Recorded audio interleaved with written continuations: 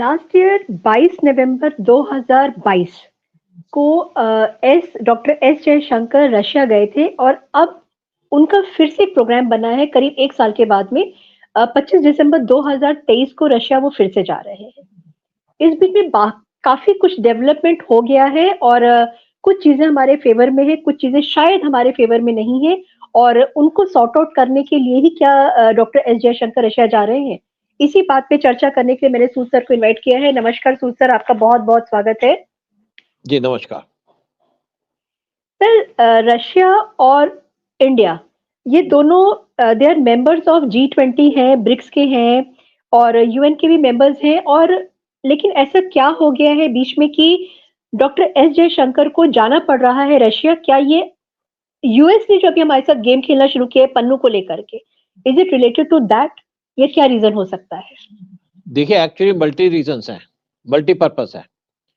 एक तो Russia India से थोड़ा सा कुछ नाराज है क्योंकि हमारे आपस में कुछ इश्यूज है, वो चलते रहते हैं, कंट्रीज के बीच में चलते रहते हैं, कोई बहुत बड़ी बात नहीं है। हम उनसे जब रशिया यूक्रेन का वार स्टार्ट हुआ तो उनके ऊपर सैंक्शन लग गई थी, तो उन्होंने इंडिया को अपना ऑयल सस्ते रेट पे डिस्काउंट पे बेचने का ऑफर दिया। इंडिया ने खरीद लिया।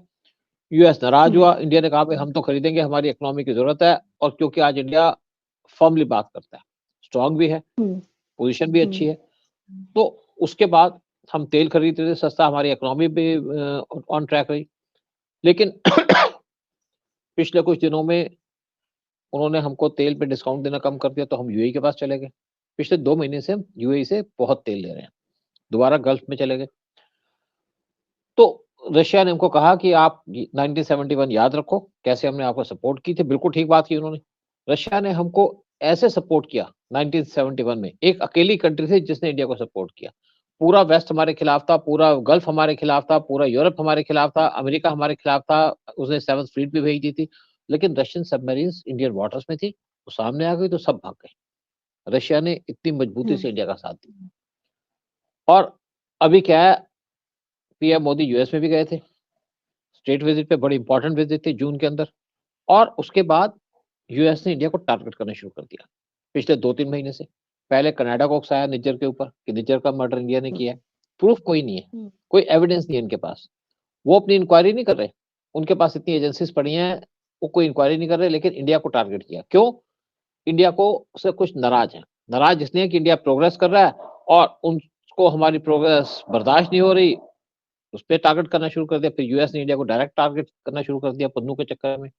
जैसे पन्नू यूएस का वाइस प्रेसिडेंट है, ऐसे बिहेव कर रहे हैं यूएस।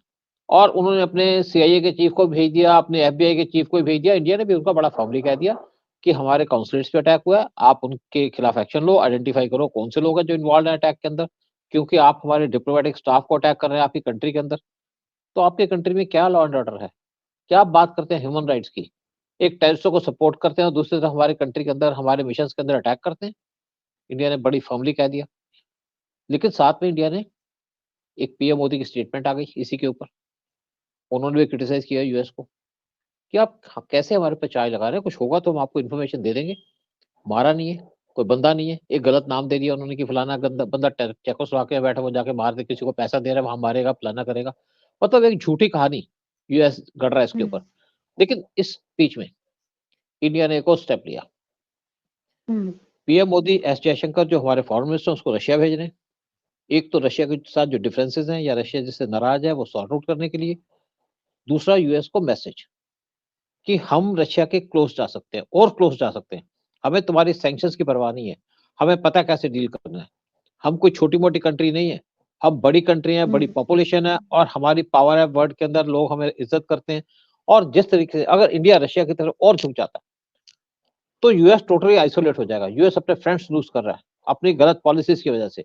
और अभी क्या है कि रशिया के साथ हमारे कुछ डिस्प्यूट चल रहे हैं। जैसे हम उनसे तेल ले रहे थे, उनको हम डॉलर में तो पेमेंट कर नहीं सकते क्योंकि उसके ऊपर सैंक्शन लगी है, तो रुपये में पेमेंट कर रहे थे। लेकिन रशिया हमसे सामान नहीं खरीद पा रहा था उसके ऊपर कि क्या सामान ले। और उस चीज के ऊपर हमारे डिफेंसेस चल रहे थे। जब उनको पैसा दिया हमने S-400 मिसाइल खरीदने का, 3 बैटरी दे दी, 2 बैटरी अभी भेजनी है, लेकिन उन्होंने वो पैसे को ट्रांसफर कर दिया जो ऑयल का पैसा देना था। तो इंडिया ने कहा भाई हम आपको यूएई की करेंसी में पैसा दे देंगे, कुछ हमने पैसा यूएई की करेंसी में दे दिया। लेकिन उन्होंने कहा आप हमें युआन में दे दो, क्योंकि चाइना से काफी सामान खरीद सकते हैं, चाइना उनके नजदीक भी है। इंडिया ने कहा हमको युआन में पैसा नहीं देंगे, क्योंकि चाइना हमारी एनिमी कंट्री है। और अल्टीमेटली इंडिया ने कहा भाई आप हमारी कंट्री के अंदर इन्वेस्ट कर दो इस पैसे को। तो इसी चीज इश्यूज पे बात करने के लिए एस जयशंकर रशिया जा रहे हैं। एक तो यूएस को काउंटर करना और जो डिफरेंसेस हैं उनको रिजॉल्व करना, और बहुत से इश्यूज लेके जा रहे हैं, क्योंकि हमारे जो फाइनेंशियल इश्यूज हैं, स्ट्रेटेजिक और इंफ्रास्ट्रक्चर एग्रीमेंट्स हैं, उसके ऊपर बात की जाएगी और इनको रिजॉल्व किया जाएगा। और साथ में उसके बाद पीएम मोदी का भी प्रपोजल है कि वो भी जाएंगे, और पीएम मोदी ने कहा है कि आप जाइए, उससे पहले मैं पुतिन से बात करूंगा, और पुतिन से बात करेंगे। पुतिन भी बार बार पीएम मोदी की प्रेस करते हैं, उनकी पॉलिसीज की प्रेस करते हैं, उनके जो प्रोग्राम्स है उनको प्रेस करते हैं। तो इसीलिए इनकी विजिट है, और इसके अंदर बहुत से एग्रीमेंट होने वाले हैं। अभी एक खबर चली थी कि रशिया, यूएई और इंडिया, ये तीनों लोग, तीनों कंट्रीज किसी चीज में इन्वेस्ट करने जा रहे हैं, कुछ अपने डिफेंस को लेकर के। क्या चीज है वो? देखो ये एक रशिया ने ऑफर किया है, क्योंकि सैंक्शन लगी है ना उसके पास। पहले उसने ऑफर किया था इंडिया को कि आप अपनी कंट्री के अंदर आर्म्स बनाइए, जॉइंट प्रोडक्शन करिए, और उसको बाद उसको एक्सपोर्ट करिए। मतलब अगर इंडिया के थ्रू चीजें एक्सपोर्ट होंगी तो सैंक्शन का कोई मीनिंग नहीं होगा।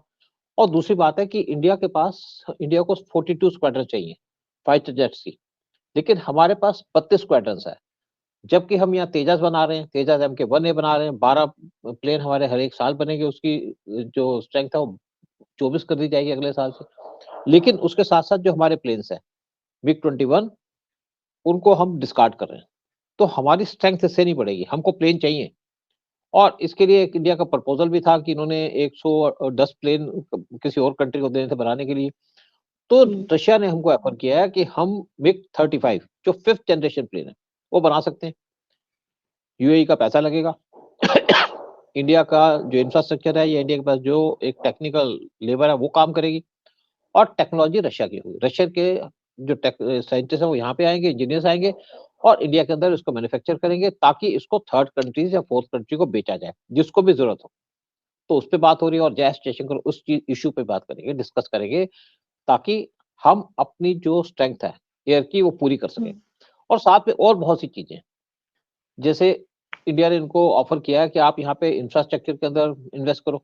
और इंडिया ने एक रशिया की बहुत बड़ी कंपनी है मेट्रो वैगनमाश, उसको 30,000 करोड़ का एक कॉन्ट्रैक्ट अवार्ड दिया, ताकि वो 120 वंदे भारत ट्रेन बना सके इंडिया के अंदर और इंडिया को बेचे।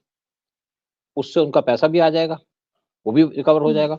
साथ में वो उन्होंने कहा है कि आपको हम एक बिड भी देंगे जहाँ पे अप्लाई कर सकते हैं, जो मेट्रो का रेल नेटवर्क है उसके ऊपर, यानी कि उसके इंजन बनाना, बाकी चीजें बनाना।